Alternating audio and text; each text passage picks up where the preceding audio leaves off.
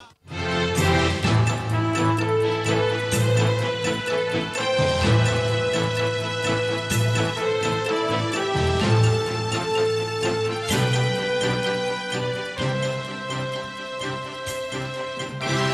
back. Achieving the UN Agenda for Sustainable Development Goals is a priority of the United Nations Development Programme, UNDP.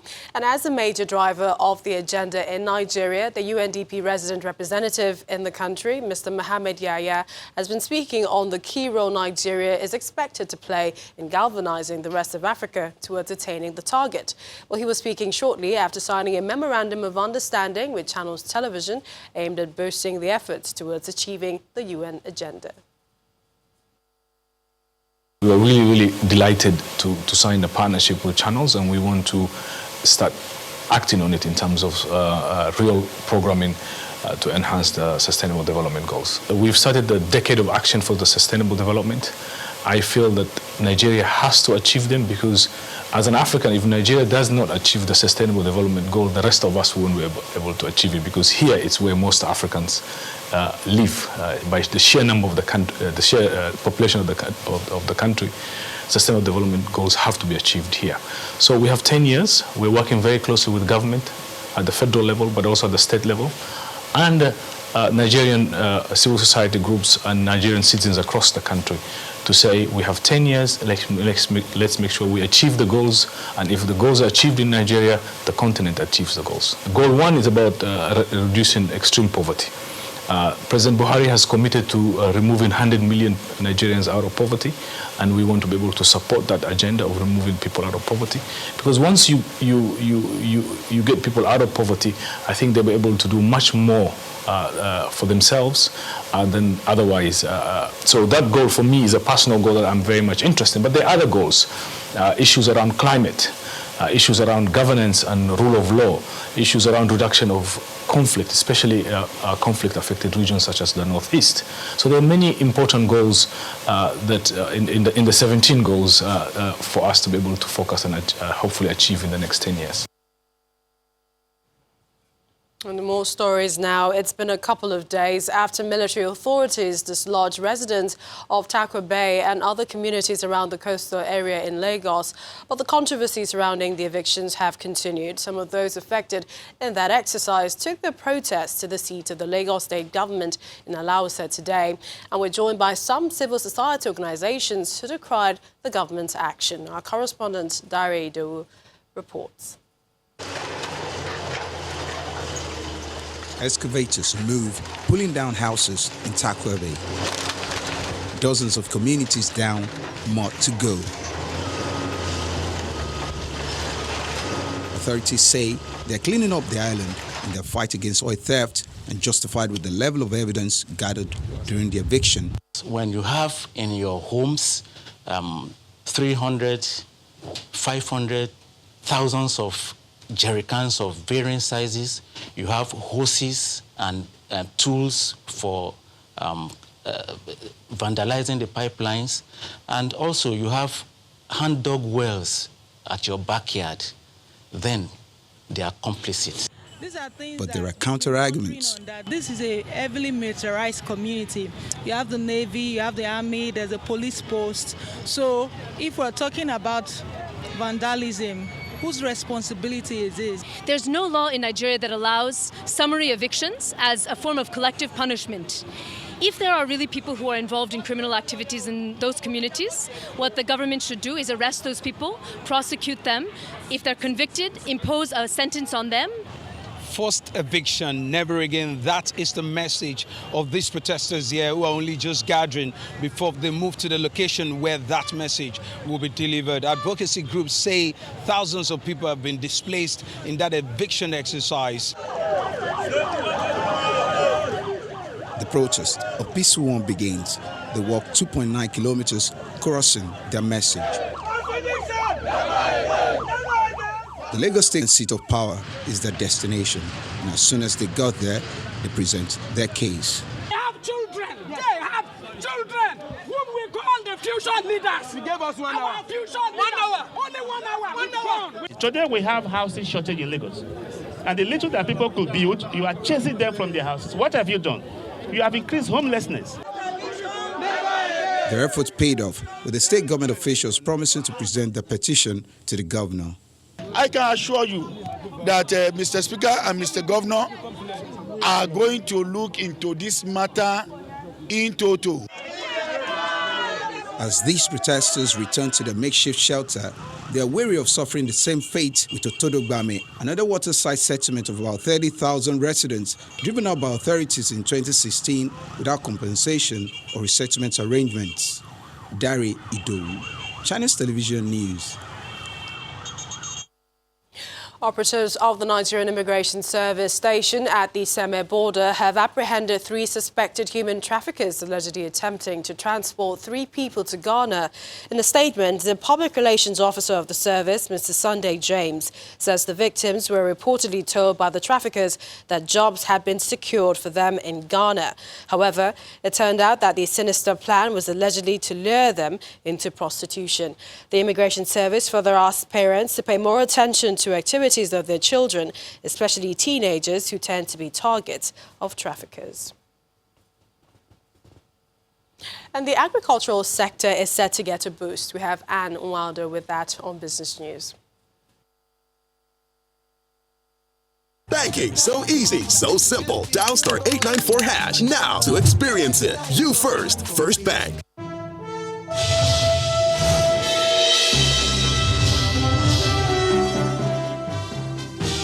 Thanks a lot, Millicent. Welcome to Business News. The United States Agency for International Development is launching the West Africa Trade and Investment Hub worth $60 million. According to the U.S. Ambassador to Nigeria, Mrs. Mary Leonard, the program will spur economic growth, generate production, and modernize agriculture in Nigeria and sub-region. Agriculture forms a major part of the key strategies of the federal government's plans to diversify the nation's economy, going by steps taken so far. The plan is to grow this sector to ensure that the nation achieves self-sufficiency in food production. But I can tell you that with this launch of the West Africa Trade and Investment Hub, initiated by the USAID, is expected to spur economic growth in Nigeria and the West Africa region. These partnerships supports Nigeria's efforts to expand its economy through a focus on non-oil-based sectors with high growth potential, notably the agriculture sector. Home to significant market opportunities and nearly half the region's population, Nigeria is uniquely positioned to rapidly transform its economy by expanding the agriculture sector and increasing both the productivity and the profits of smallholder farmers. This revitalized trade hub will help Nigeria in those tasks. Over 5 years, the Trade Hub will administer $60 million in co-investment funds to attract private sector investment of $300 million, improve business operations, build capacity to tap into export markets, and create 40,000 new jobs, of which more than half will be for women and the youth. 7 states will benefit from the program, including Cross River, Delta, Kebbi, Benue, Niger, Ebonyi, and Kaduna states. Out of the 7 states in your catchment portfolio, 4 of those states fall within the Niger Delta and a certain part of Nigeria. It's a tropical rainforest situation with massive trees and forests, making it almost impossible for smallholder farmers to be able to cultivate. So in terms of expansion of the land available to them, it becomes impossible. So putting money in their hands without hand-holding them with a technical support, without hand-holding them with inputs of high yield and of high variety and of high quality, you probably will be having the same situation Nigeria has found herself. But the ultimate value is that you are indeed crystallizing and densifying humanity and creating the belief that America, that the whole world looks up to, is indeed truly bringing value to mankind. The Trade Hub will unlock private capital through co-investment in commercial opportunities with private sector firms, service providers, and research organizations, as well as other business actors.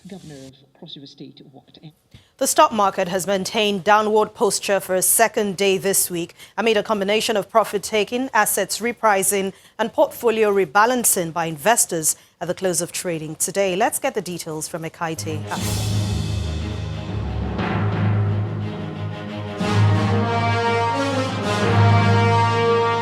Hello and welcome. Welcome to the Stock Market Report. A fresh round of profit-taking on high-value equities dragged the stock market deeper into the negative territory, down by 0.59% today. The latest sell pressure, which hit major components from the banking, oil and gas, industrial, as well as the consumer goods sector of the NSE, led to a 90 billion naira loss in value and lowered the year-to-date performance down to 9.43%. The losses also come amid negative breath of 23 losers, led by the trio of ABC Transport, GlaxoSmithKline, and Eterna Oil, against 9 gainers, which were led by Julius Berger, Nigeria Aviation Handling Company, and Linkage Assurance. Overall volume of equities transactions for the day was lower by more than 194 million units against Monday's session, as 250 million shares changed hands in more than 4,500 transactions, led by the shares of Stanbic, Zenith, and UBA. And that's the Stock Market Report. I'm Ekaite Afia.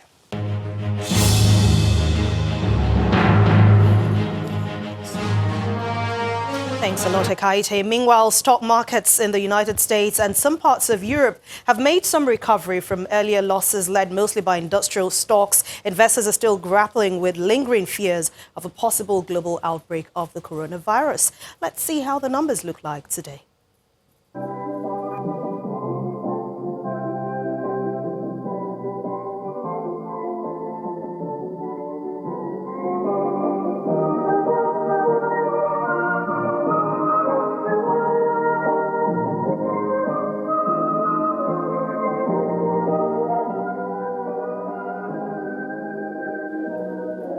And that's Business News Tonight. Thank you for watching. I'm Anne Nwawadu. It's back to you, Millicent. Banking so easy, so simple. Dial *894# now to experience it. You first, First Bank. Thank you. And some company news. CFAO Equipment, a subsidiary of the CFAO Group and authorized distributor of JCB construction equipment in Nigeria, is offering a wide range of machinery and equipment. Along with it comes innovative management solutions to enhance quality service delivery in the construction, agriculture and mining industries. This comes as the company, in collaboration with JCB, held a demonstration of new models and some globally known JCB equipment in Lagos. Players in the construction industry, partners, existing and prospective customers watch with rapt attention and admiration as the operations of JCB equipment is demonstrated. It's a showcase of JCB's finest earth-moving construction and materials handling machines, including the VM116 compactor, the JS305 and 205 tracked excavators and loaders. Behind me we have the JS205 and the JS305. They are specifically tailored for the African market because they are very simple and they are very robust. They have minimal electrical components on them. They are very fuel efficient and they are very easy to service, so you do not need a computer to be able to service these machines like lots of other competitors. The backhoe is very unique. It's our pioneer product. It does multiple functions. The shovel, it can load for you, the purpose of a wheel loader, while the rear you have the excavator hand that can do the excavation functions for you. With over 170 years experience and known as a distributor of internationally recognized brands, CFAO is partnering with the manufacturer to distribute these equipment. For construction business in Nigeria, the introduction of the new models of the JCB equipment, portends a good opportunity, for them to optimize, their investments and, to really, improve on, service delivery. Besides sales and distribution of equipment, CFAO also invests in human development. The company awards a 150,000 naira education scholarship to 14-year-old Idorian Francis Emmanuel, who constructed a prototype of an excavator labeled with the JCB logo. Joining at this point.